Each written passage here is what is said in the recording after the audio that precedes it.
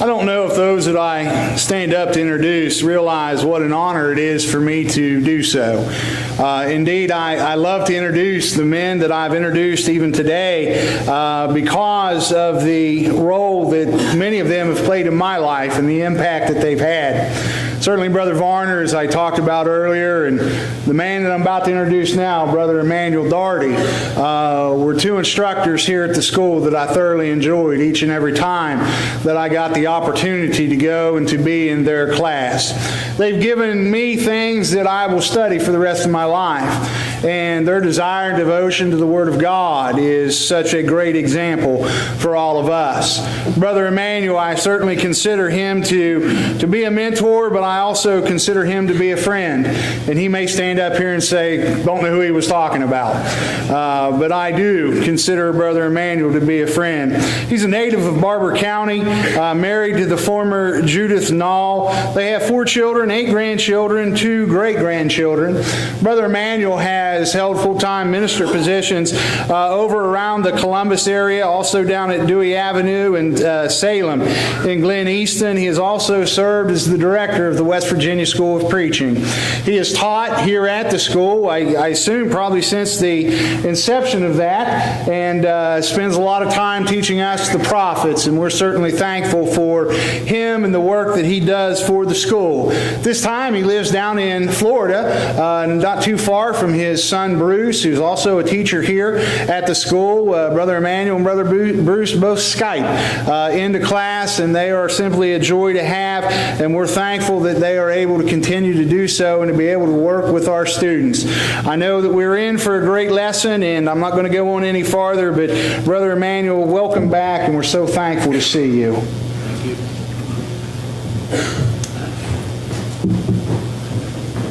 I'm amazed to see all of these preachers that are gotten so old. How does that happen, Terry? I don't know. You're older than I am. I don't. No, I only look older. I think he's got me by a year or two yet. Well, it is a privilege to be here again. I've enjoyed being a part of the West Virginia School of Preaching for these many years, since 1994. And the Hillview Terrace congregation and the Salem Church are both very close to my heart. I've had 3 heart surgeries. Maybe that's what the problem is. But God has blessed us abundantly, and the song that we sang this morning, "The Lord has been mindful of me," that's kind of defines my life as much as any song that I know. However, Bruce and I and Judy and Gail, we were singing "Till the Storm Passes Over" during the hurricane that went over not too long ago. Wasn't too bad, if you discount that big limb that hit the roof. Andy has assigned me Psalm 88. Psalm 88 is described by the Cambridge Bible as the saddest psalm in the Psalter. And so it is as sad as the 87th psalm is glad. They are really two opposites that are back to back, but it is we'll talk some more about that in a moment. I ran across this when Andy assigned me my topic, and I went to my file cabinet and got out my folder on the Psalms and looking at some things. I found this written by Jack Vansel, Harding Graduate School of Religion, in their bulletin in March of 1985. And I thought it was just a real appropriate thing. He said, "No book of the Bible has been studied more consistently and by more people than the book of Psalms. There is a clear reason for this interest. Here is a collection that speaks the language of men. Here are hymns and laments which reach to the heights as well as to the depths of the soul. They touch all the emotions, sometimes strange and often difficult. The Psalms never lack the power to plumb human thought and feeling. And I think that's just a really great statement about the Psalms and how important they are to us as we read many, many centuries after the time that they were written, and how pertinent and how relevant they still are. And every one of the Psalms can touch our emotions and touch our lives in some way that just builds us up or encourages us or tells us something about the Messiah that was to come, or his church, or some aspect of things that we hold dear to our hearts in our time. In the psalm, most of the psalms have a title. Many of the titles don't really tell us much. They're not intended to, I guess. But this one has a lot to say. And I think that it'll help us to understand this psalm a little bit if we look at it. And so we read the title, and it simply says in the New King James Version, a psalm of the sons of Korah, for the chief musician, set to Mathalath Leanoth, a contemplation of Heman the Ezrahite. Now, Mathaloth means that has the meaning of sickness. Leanoth pertains to singing or a song. And so it is a song about sickness. We might even call it a dirge or a funeral song. And so it is also, when we talk about that it is a contemplation of Heman, a contemplation is from the Hebrew word maskil, which means to study. And so it is a song pertaining to sickness and sadness and sorrow that is to be sung, but it also offers things that can teach us. It is to be studied. And then we see this Heman, the Ezrahite. Heman is identified in the book of 1 Kings and again in 2 Chronicles as being a man who is a musician and a wise man. Now, as to who the psalm is talking about, we really don't know. Is Heman writing this from his own personal experience? I don't think so. Not simply because as a musician he would, the way this psalm describes things, I don't think that he was a musician. I don't think that he was a sick musician. Ill. There are a lot of sick musicians. But he was, and the fact that he is described as a wise man, I think that he is the one that God, through the Holy Spirit, had write this psalm.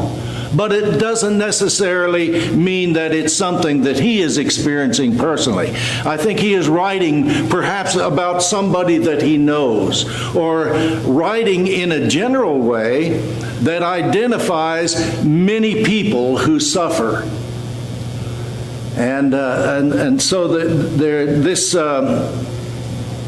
this title helps us to see some good things.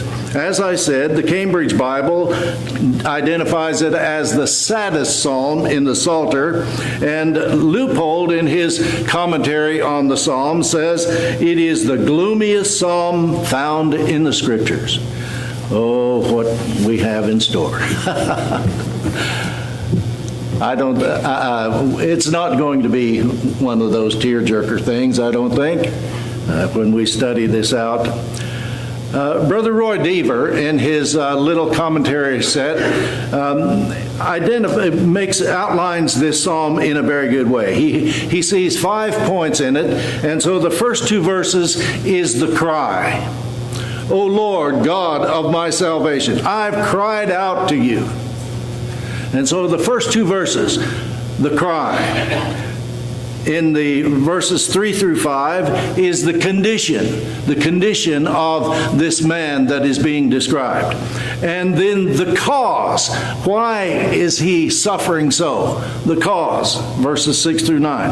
And then he has questions, verses 10 through 12. And then a conclusion, verses 13 through 18. And so the opening words, he says, O Lord, God of my salvation, I have cried out day and night before you. Let my prayer come before you. Incline your ear to my prayer. For my soul is full of troubles, and my life draws near to the grave. I am counted with those who go down to the pit. I am like the man who has no strength, adrift among the dead, like the slain who lie in the grave, whom you remember no more, and who are cut off from your hand. The opening line describing the Lord God of my salvation.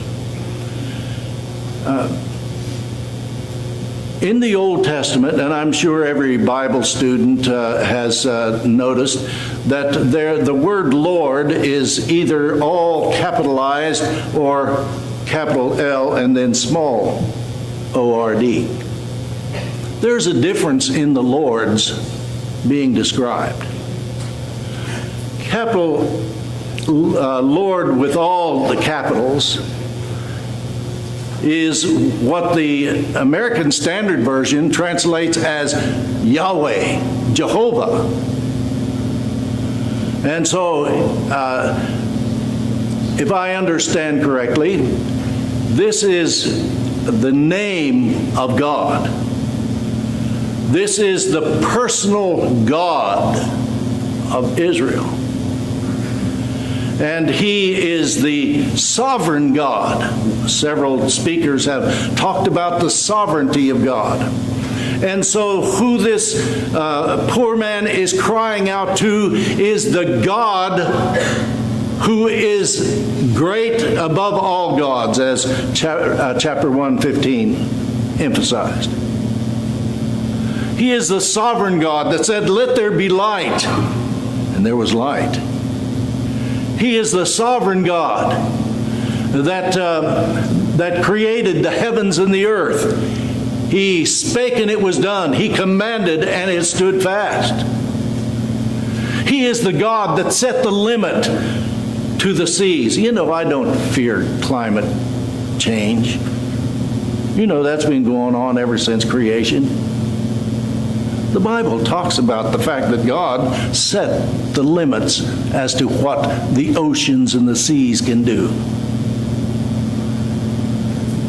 I was stationed in Thule, Greenland, back a few years ago, many years ago. That ice cap is 10,000 feet thick. So some of it has melted. Has the levels of the ocean risen, like they say? I don't worry about those things. God is going to keep things under his control. But this God who is sovereign, who causes nations to rise and fall, and that sent his beloved Son into the world to die for man's sin as the only propitiation that would count for anything.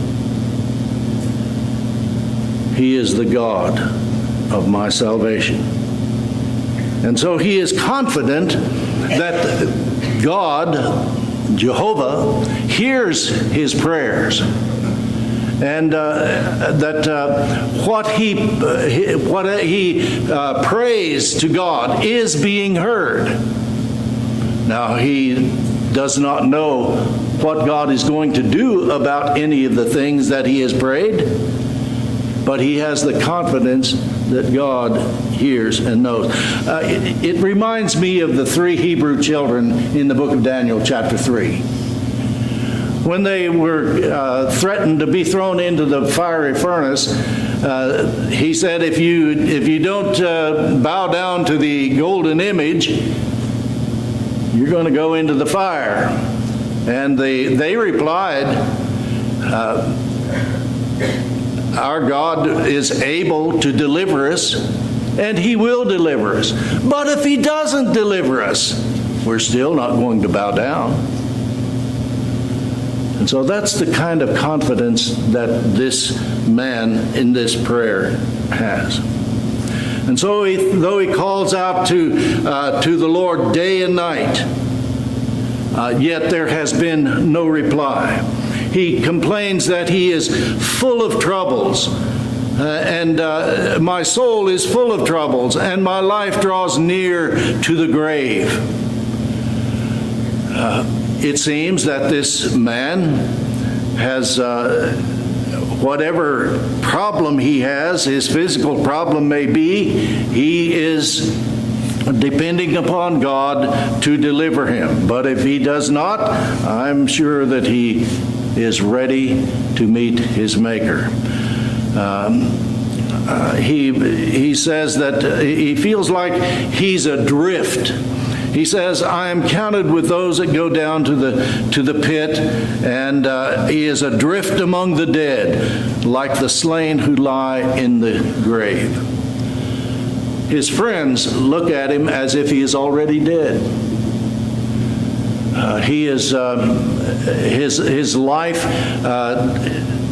in whatever position that he is so confined that any visitors that come just are pretty much there to observe, maybe to see is he still breathing, but they're giving no comfort, it seems, and he just feels like he is drifting, and he is as one who is ready to just pass from this mortal coil. The psalm is unique in that it uses 4 different terms for the grave: Sheol, the pit, and the grave, and Abaddon, or Abaddon, I should say, Abaddon. Jeremiah used similar words. He said, he has made me dwell in darkness like the dead of long ago. He has walled me about so that I cannot escape. He has made my chains heavy. Though I call and cry for help, he shuts out my prayer. He has blocked my ways with blocks of stone. He has made my paths crooked. Jeremiah 3, verses 6 through 9. There is a hint when we look at verses 6 through 9, that perhaps his illness has come upon him as a result of sin, although that is not stated, and it may be presumptuous to even assume that. But he says that he has, your wrath lies heavy upon me, and you have afflicted me with all your waves. One of the great things about this psalm is he does not attribute his problems to mankind, that somehow men have abused him to cause him to be in this condition. But at the same time, he says God has afflicted him, but yet he does not speak against God. You know, a lot of times people will blame the Lord for their problems. When they get sick, they pray, and or at least they say that they pray, and God didn't deliver me, and so they are going to never pray to God again, or they're never going to worship God again. And but this poor man is not in that sort of condition. Sin has been the cause of many people suffering. The sins that men commit many times cause them to have some illness, some disease, sexual abuse, alcohol abuse, drug abuse. All of these are rampant in our country and is certainly attributable to much of the suffering and illness that people experience in our time. Now, whether this man had some experience like that, we don't know. It isn't stated. Personally, I don't think that that's the case. Why some people suffer, we don't really know. I have known people that through the years that they seem to have had some physical difficulty nearly all of their lives.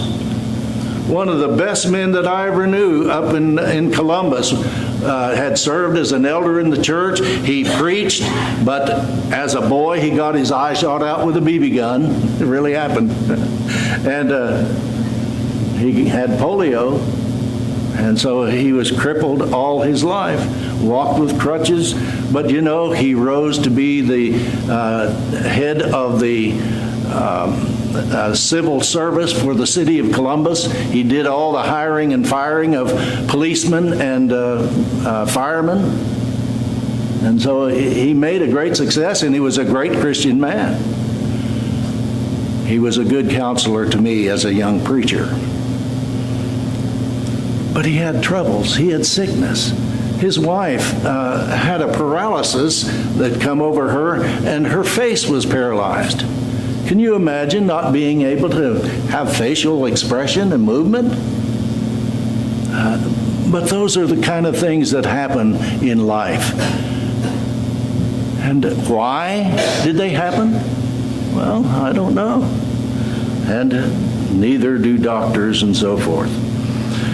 Now, Jesus suffered through no fault of his own.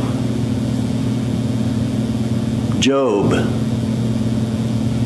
Stephen, and others, Bible persons suffered, but not because of their wrongdoing, but by the abuse of men. And sometimes that becomes our lot in life. Romans 8:28. And we know that all things work together for good to them that love the Lord, to those who are the called according to his purpose. We have to sometimes just accept things as they are. We can weary ourselves to death trying to figure out what happened and why this went wrong and why I can't do this and others can. We just need to accept sometimes that this is the way that it is and go on, at least as much as we can, do what we can. Some commentators think that he might have had leprosy. As we know, leprosy, especially in the Old Testament and in the New, had no cure at that time.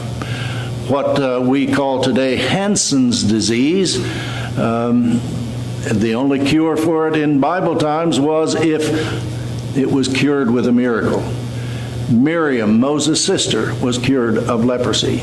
Naaman was cured of leprosy. And in the New Testament, Jesus cured those 10 men of leprosy in Luke 17. But again, we don't know that he was being punished by God or that God had afflicted him with this, but some would think that would be the problem. But in his prayer, he reminds us, I have called daily upon you, stretching out my hands to you, in verse 9. And So he says, my eye wastes away because of affliction. And so he says he has raised up his hands. I have called daily upon you. I've stretched out my hands to you. In our time, we have people that say they are raising holy hands. I don't know that this is this or what Paul writes in 1 Timothy 2 has anything to do with literally raising one's hands.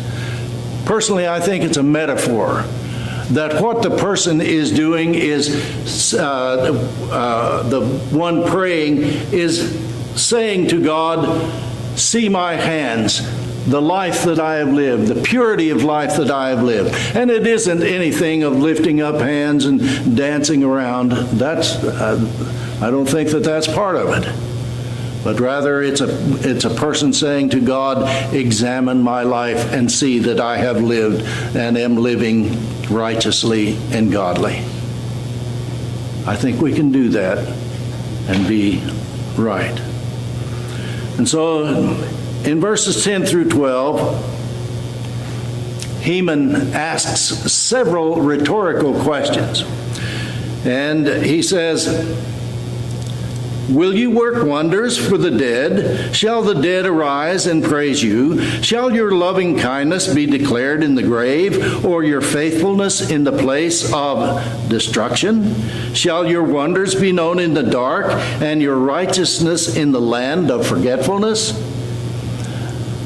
These are rhetorical questions, and they are simply asked in an effort to provoke God to give an answer to his complaint and to his suffering. But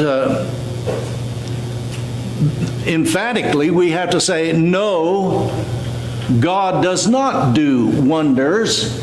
He does not do his mighty works for the dead. He does it for those who are the living, to those who can praise his name, to those who can be thankful and glorify him for the greatness that he has done. And so it's among the living that his greatness and works are performed, his praise is sung, and his constancy and acts of deliverance exhibited. Death is no exponent of the glory of God. Only living men can glorify God. And our brethren in previous lessons have very well told us about the need for always being able to praise and glorify the God of heaven. But his complaint goes on and on. Again, in verse 13, but to you I have cried out, O Lord, and in the morning my prayer comes before you. And so this suggests that he starts his prayer early in the day. He isn't late in summoning God or approaching God, but he is one that is early to do so. In the book of 2 Chronicles, the very last chapter, the writer is giving a reason for God's deliverance of the people of Judah and Israel into the hands of Nebuchadnezzar. And he said that he sent his prophets early. God did not wait until it was too late before sending the prophets and trying to get them to motivate the people to come back to God. He sent them early. And obviously they stayed late. They preached right up, like Jeremiah, right to the time of Nebuchadnezzar's breaking down of the walls of Jerusalem. And so this man prays, and he says, I started early. O Lord, why do you cast off my soul? Why do you hide your face from me? He says, I have been afflicted and ready to die from my youth. Just think of that. Here is a man that, as some of these that I had described earlier, that seem to have trouble all their life. And so from his youth, he has had suffering. He has had pain. And thus he says, I have been afflicted and ready to die from my youth. I suffer your terrors. I am distraught. They come around me all the day long like water. They engulfed me altogether. I live about 4 miles from the Atlantic Ocean, and often we go over and watch the waves coming in, and I like to go especially in the morning before the sun comes up, but I don't get to do it very often. But the waves, usually they're pretty peaceful, but they roll on and on. This one comes and goes, and there's one right behind it. It's a marvelous thing, the ocean that God made. But when a storm comes up and the waves are high and the riptide is dangerous, you don't want to be in the water in those kind of times. But God's might is demonstrated in the sea. Your fierce wrath hath gone over me. Your terrors have cut me off, just like the waves coming and ever in coming. They came around me all day long like water. They engulfed me altogether.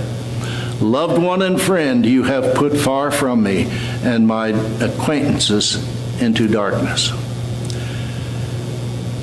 This pretty well covers the complaint of this man, but I want to now talk briefly about some of the lessons that can be learned. The first is that prayer is always available to God's children. Whoever we are, no matter our health, good or bad, we are all able to pray because we have a Father in heaven. Jesus taught us to pray, Our Father in heaven. Do you know how special that is to be able to call God Father? I love to hear men pray. There are some men that just cause you to stop and think. But I love to hear them say, Our Father.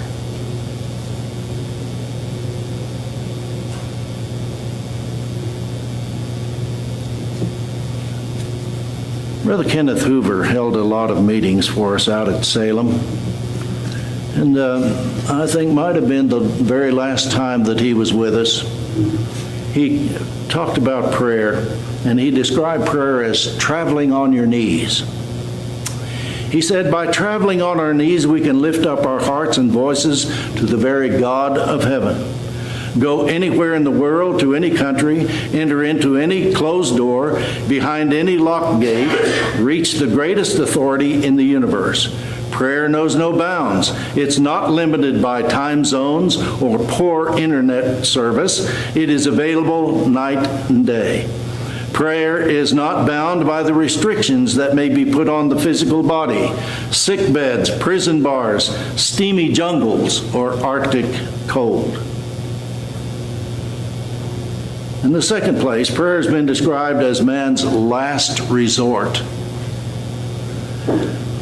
This seems to be the situation that the writer of this psalm finds himself in. It's his death song, if you will. He says he has cried out day and night for relief from his suffering, but none has come. And so, as Brother Eddie Clower says, this believer has no place to turn but to God.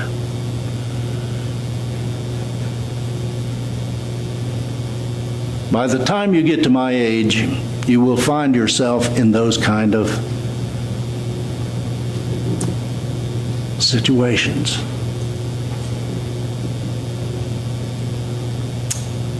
I had a surgery over in Morgantown,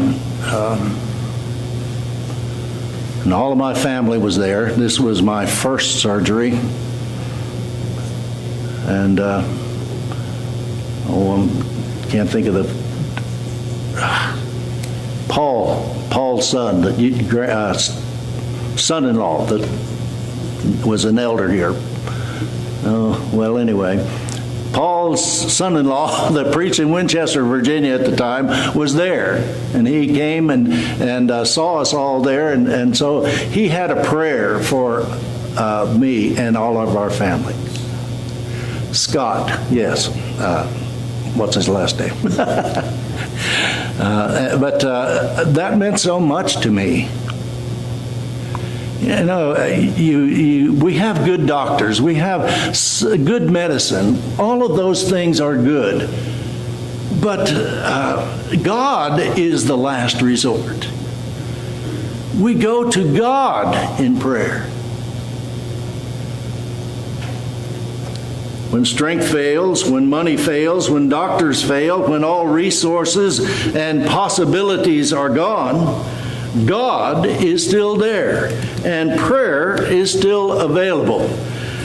Prayer bypasses the red tape and the dead ends. It hurdles the barriers, obstacles, and frustration. It overcomes the cannots, the negatives, and the impossibles.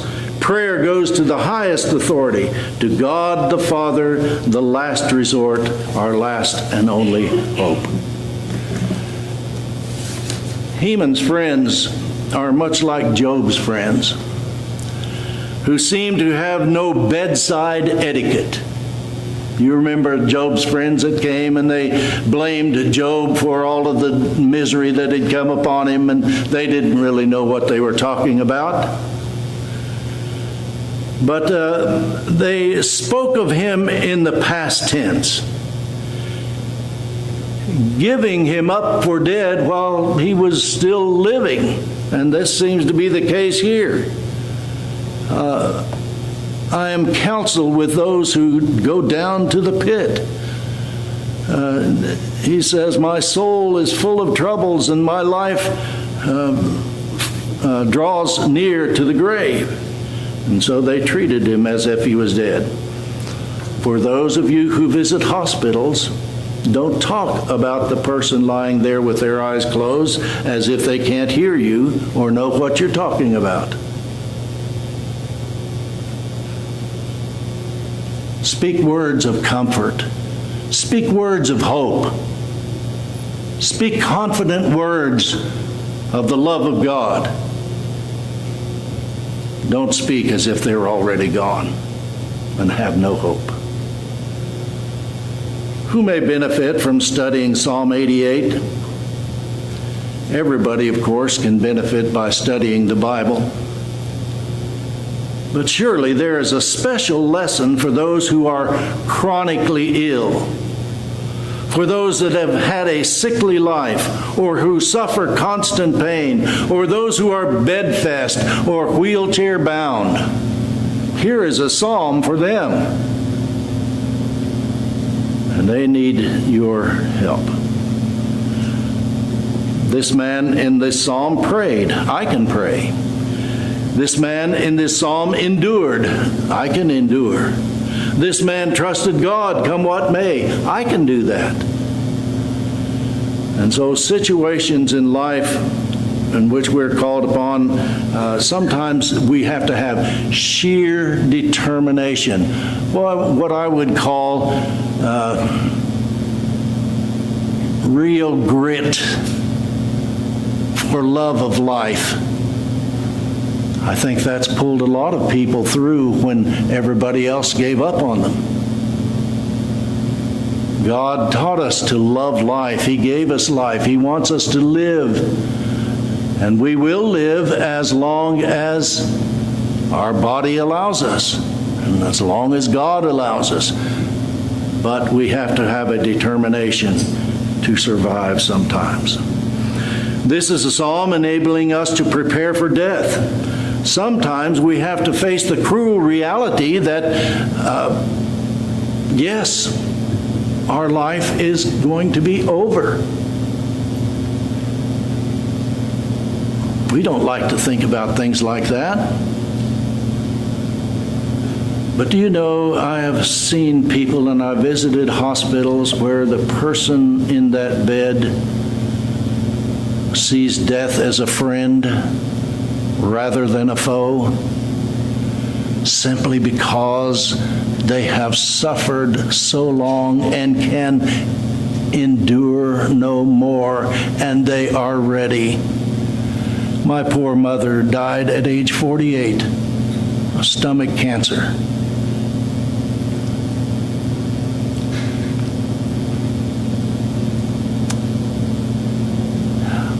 She wasted away. She went from 120 pounds to, I think, 60 pounds when she died. Sometimes people are ready to go on to their Maker.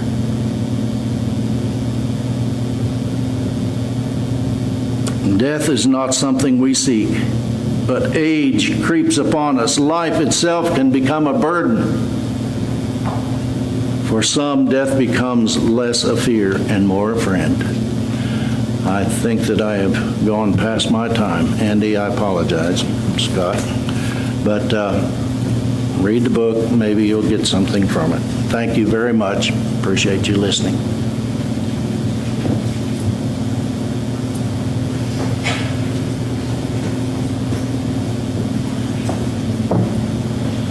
Brother Emmanuel, we thank you so much.